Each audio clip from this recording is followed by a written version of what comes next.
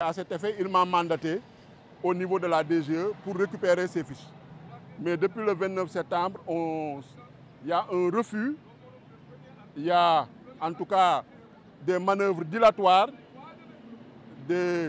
en tout cas des manœuvres de collusion, de manœuvres de rébellion contre le candidat Ousmane Sonko pour éviter de lui remettre des fiches de parrainage et qu'il puisse collecter des parrainages comme tous les autres candidats à la candidature. Donc le 29 septembre, on nous avait dit que Ousmane Sonko n'était pas électeur. On a intenté un recours en contentieux d'inscription sur les listes électorales devant le tribunal d'instance de Ziguinchor. Le 12 octobre, le président du tribunal d'instance de Ziguinchor a rendu son ordonnance et a demandé l'annulation de la radiation des listes électorales d'Ousmane Sonko. Il a demandé la réintégration d'Ousmane Sonko sur les listes électorales et sur le fichier électoral. Et depuis ce 12 octobre, nous sommes revenus ici à la DGE le 19 et le 20 octobre pour signifier cette décision à la DGE. Et la DGE refuse de s'exécuter, refuse d'exécuter une décision de justice. La DGE est dans la rébellion, la DGE est dans la défiance, la DGE est dans une attitude infantile en nous empêchant même de pénétrer dans les locaux. Donc nous avons saisi la Commission électorale nationale autonome, qui est l'autorité chargée de superviser le processus électoral. Et la Commission électorale nationale autonome a réagi avant-hier, le 30 octobre, et a demandé à la Direction générale des élections de nous remettre les fiches de collecte de parrainage. Quel est l'argument qu'ils vous ont avancé aujourd'hui? L'argument qu'ils nous ont avancé sont des arguments légers, sont des arguments insuffisants, fallacieux et sans motif, puisqu'ils disent qu'ils s'en tiennent à leur communiqué du 30 octobre. Et vous avez lu avec nous le communiqué, et c'est un communiqué vide de contenu, vide de sens, un communiqué qui n'est pas digne d'une administration de la trame de la DGE. Aujourd'hui, quand même, on se félicite qu'on nous ait laissé rentrer et on a été reçu par le directeur des opérations électorales qui a répondu, après que je lui ai présenté les motifs, l'objet de ma visite, qu'il s'en tient au communiqué du directeur général des élections.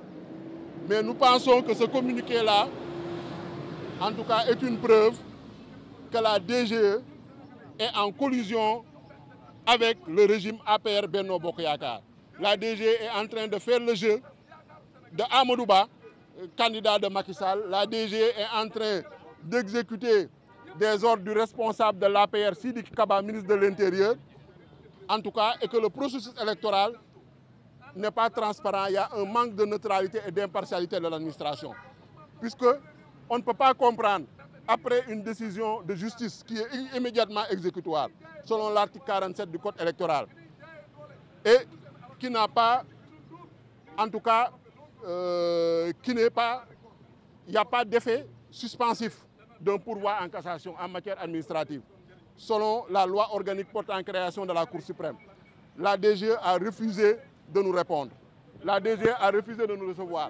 À la suite de la décision de la Sénat, la DGE continue dans sa rébellion, dans sa défiance à l'égard des institutions de la République et des lois de la République, ce qui est inadmissible, ce qui est intolérable et ce qui est injustifiable dans une République, dans une démocratie.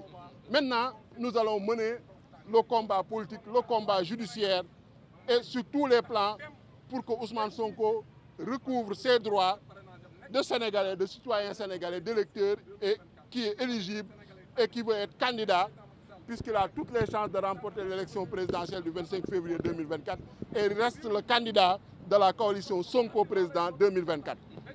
Donc nous avons saisi la Sénat pour qu'elle se substitue à la Direction générale des élections.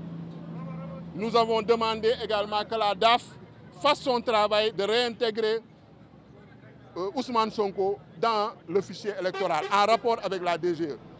Parallèlement à cela, nous allons mener le combat politique pour que, au niveau du Conseil constitutionnel, en tout cas, on a demandé à ce que le Conseil constitutionnel tienne compte des conséquences dommageables des manœuvres dilatoires de l'administration et du ministère de l'Intérieur, qui est dans une attitude rebelle, et qu'elle tienne compte de ça dans le délai qui sera accordé au président Ousmane Sonko, puisqu'on nous a fait perdre un mois avec des manœuvres dilatoires, avec des manœuvres, en tout cas, qui ne sont pas dignes d'une république, d'un état de droit.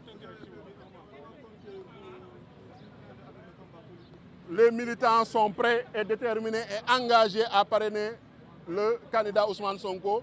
Les populations sénégalaises sont prêtes et partout où vous allez sur le terrain, ils n'attendent que nous. Et je pense qu'en une semaine, on pourra faire en tout cas le travail nécessaire pour que Ousmane Sonko puisse obtenir le maximum de parrainage. Et nous comptons, nous tablons entre 2 millions et 3 millions de parrains.